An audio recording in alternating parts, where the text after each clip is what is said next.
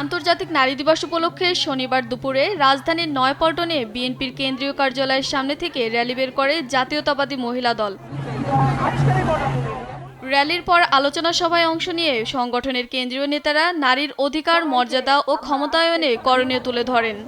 নারীদেরকে মূল্যায়ন করুন, দেশের উন্নয়ন হবে, দেশের সমৃদ্ধি হবে, প্রত্যেকটা নারী স্বাবলম্বী হবে এবং দেশের জনগণ শান্তিতে বসবাস করতে পারবে। আলোচনা সভায় বক্তারা দেশের রাজনৈতিক, সামাজিক ও অর্থনৈতিক অঙ্গনে নারীর অংশগ্রহণ বাড়ানোর উপর গুরুত্ব আরোপ করেন। সেই সঙ্গে নারীর নিরাপত্তা ও ন্যায্য অধিকার নিশ্চিতে সরকারের কার্যকর পদক্ষেপ নেয়ার আহ্বান জানান তারা। পরে বিএনপি কার্যালয়ের সামনে থেকে একটি বর্ণাঢ্য র্যালি বের হয়। র্যালিতে সংগঠনের বিভিন্ন পর্যায়ের নেতাকর্মী ও নারী সদস্যরা অংশ নেন।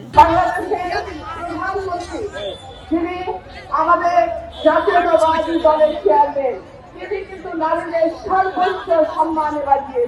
একজন নারী নেত্রী কিন্তু পারেন সমাজকে এগিয়ে দিতে, সামনের দিকে পুরুষ লোকেদের সহযোগিতা করতে।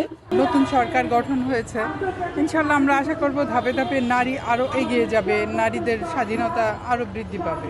নারী অধিকার নিশ্চিতে নিজেদেরও আরো সচেতন হওয়ার আহ্বান জানানো হয়। ফারজানা শিলা, দেশ টিভি, ঢাকা।